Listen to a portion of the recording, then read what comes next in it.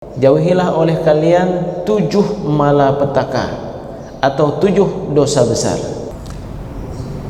Rasulullah sallallahu alaihi wasallam pernah bersabda, ijtanibu as-sab'a al-mubiqati, jauhilah oleh kalian 7 malapetaka atau 7 dosa besar. Ya Rasulullah, apa saja 7 dosa besar tersebut? Rasulullah sallallahu alaihi wasallam menyebutkan, 1, syirik kepada Allah. Yang kedua, sihir. Masih ada sihir sekarang? Ya, selama syaitan masih ada itu. Yang ketiga, wa qatlun nafsil lati harramallahu illa bil haqq, membunuh jiwa yang diharamkan oleh Allah Subhanahu wa taala kecuali dengan kebenaran. Jiwa ini kan enggak boleh dibunuh, baik oleh orang lain maupun oleh diri sendiri. Maka orang yang bunuh diri itu telah melakukan dosa besar. Dosa besar nomor 3 ini. Setelah syirik, sihir, bunuh diri. Membunuh jiwa orang juga tidak boleh, illa bil haq, kecuali dengan kebenaran. Kalau syariat Islam ditegakkan, ada orang membunuh orang lain, maka si pembunuh ini setelah dipelajari oleh mahkamah, oleh qadhi, harus ditegakkan qisas. Apa itu qisas? An-nafsu bin nafsi. Sebagaimana anda melayangkan jiwa orang lain, maka jiwa anda pun harus dihilangkan.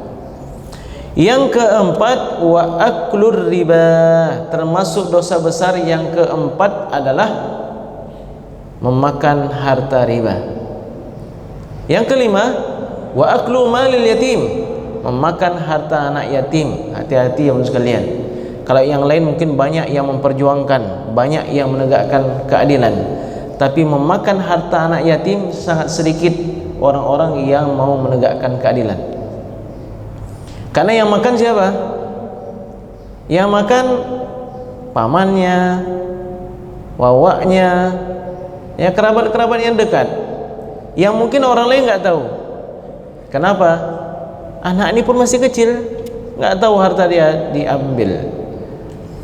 Wat tawalli yaumaz zahfi, termasuk dosa besar adalah berpaling dari medan pertempuran. Sudah berada di hadapan dengan musuh-musuh, datang seseorang, begitu melihat musuh melarikan diri.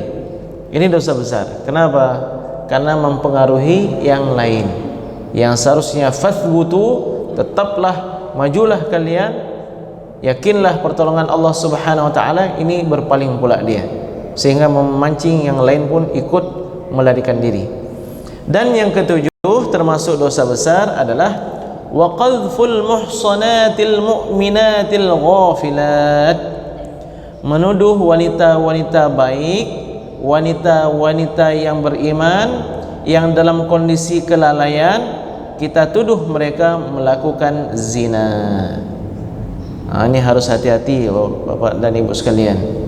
Kadang-kadang memergok orang lain, ya, langsung expose ke berbagai media.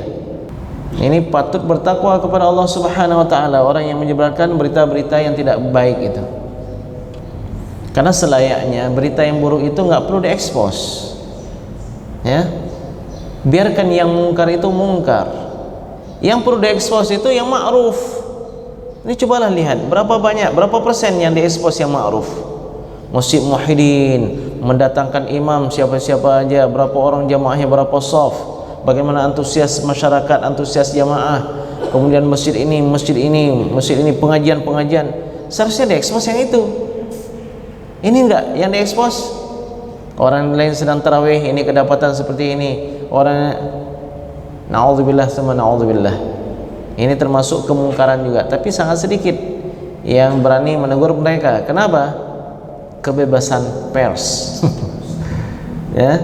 Jadi saudara hadirat Bapak sekalian, intinya 7 dosa besar ini, 7 malapetaka ini, dari 7 ini ada nomor 4 namanya wa aklur riba, memakan harta riba. Abdullah ibnu Mas'ud radhiyallahu anhu meriwayatkan dari Nabi sallallahu alaihi wasallam. Hadis ini diriwayatkan oleh Imam Ibnu Majah dan disahihkan oleh Imam Al-Hakim bahwa Nabi pernah bersabda begini, Ar-riba 73 baban. Riba itu ada 73 pintunya. Ada berapa pintunya? 73. Aisaruha, pintu yang paling ringan itu, pintu yang paling ringan, mithlu ayyankihar rajulu ummahu, seperti seseorang mencampuri ibu kandungnya sendiri. Nauzubillah. Wa inna arbar riba irdul rajulil muslim, dan riba yang paling berat adalah ketika seseorang merendahkan, memurahkan kehormatan seseorang yang muslim. Ya, jadi ngeri berarti riba itu.